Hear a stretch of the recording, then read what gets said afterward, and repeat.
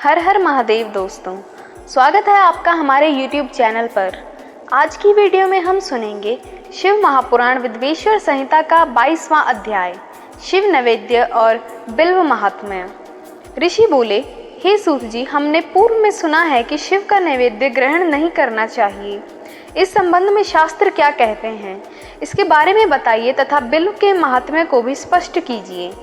सूत जी ने कहा, हे मुनियों, आप सभी शिव व्रत का पालन करने वाले हैं, इसलिए मैं आपको प्रसन्नता पूर्वक सारी बातें बता रहा हूँ। आप ध्यान पूर्वक सुने। भगवान शिव के भक्त को जो उत्तम व्रत का पालन करता है तथा बाहर भीतर से पवित्र व शुद्ध है, अर्थात निष्काम भावना से भगवान शंकर की पूजा अर्चना करता है, शिव नैवेद्य का अवश्य भक्षण करना चाहिए, क्योंकि नैवेद्य को देख लेने से ही सारे पाप दूर हो जाते हैं। उसको ग्रहण करने से बहुत से पुण्य का फल मिलता है। नैवेद्य को खाने से हजारों और अरबों यज्ञों का पुण्य अंदर आ जाता है। जिसके घर में शिवजी के नैवेद्य का प्रचार होता है, उसका घर तो पवित्र ही है, बल्कि वह साथ के अन्य घरों को भी पवित्र कर देता है। इसलिए सिर झुकाकर प्रसन्नता पूर्वक एवं भक्ति भावना से इसे ग्रहण करें और इसे खा लें। जो मनुष्य इसे ग्रहण करने या लेने में विलंब करता है, वह पाप का भागी होता है। शिव की दीक्षा के युक्त शिव भक्ति के लिए नैवेद्य महाप्रसाद है। जो मनुष्य भगवान शिव के अलावा अन्य देवताओं की दीक्षा भी धारण किए हैं, उनके संबंध में ध्यान पूर्वक सुनिए।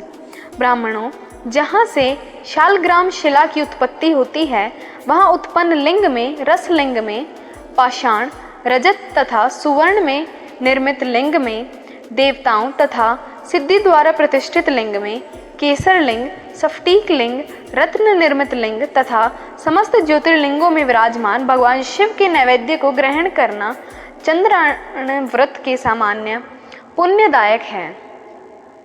शिव नैवेद्य भक्षण करने एवं उसे सिर पर धारण करने से ब्रह्म हत्या के पाप से भी छुटकारा मिल जाता है और मनुष्य पवित्र हो जाता है।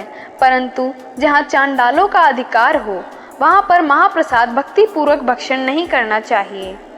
बाण लिंग, लोह निर्मित लिंग, सिद्ध लिंग, उपासना से प्राप्त अर्थात सिद्धों द्वारा स्थापित लिंग, स्वयं भू लिंग एवं मूर्तियों का जहाँ पर चंड का अधिकार नहीं है, जो मनुष्य भक्ति पूर्वक स्नान कराकर उस जल का 3 बार आचमन करता है, उसके सभी काय्य, वाचिक और मानसिक पाप नष्ट हो जाते हैं। जो वस्तु भगवान शिव को अर्पित की जाती है, वह अत्यंत पवित्र मानी जाती है। हे ऋषियों, बिल्व अर्थात बेल का वृक्ष महादेव का रूप है।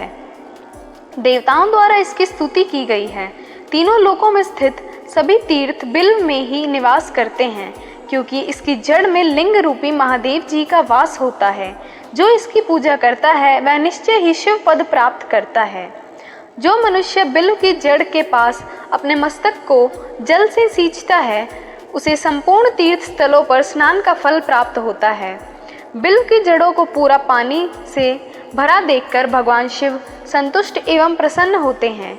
जो मनुष्य बिल्व की जड़ों अर्थात मूल भाग का गंध पुष्प इत्यादि से पूजन करता है, वह सीधा शिवलोक जाता है। उसे संतान और सुख की प्राप्ति होती है। भक्ति पूर्वक पवित्र मन से बिल्व की जड़ में दीपक जलाने वाला मनुष्य सब पापों से छूट जाता है। इस वृक्ष के नीचे जो मनुष्य एक शिव भक्त ब्राह्मण को भोजन कराता है, उसे 1 करोड़ ब्राह्मणों को भोजन कराने का फल मिलता है। इस वृक्ष के नीचे दूध, घी में पके अन्न का दान देने से दरिद्रता दूर हो जाती है। हे ऋषियों, प्रवृत्ति और निवृत्ति के 2 मार्ग हैं। प्रवृत्ति के मार्ग में पूजा पाठ करने से मनोरथ पूर्ण हो जाते हैं। यह संपूर्ण अभिष्ट फल प्रदान करता है। किसी सुपात्र गुरु द्वारा विधि विधान से पूजा कराएं। अभिषेक के बाद अघनी चावल में बना नैवेद्य अर्पण करें।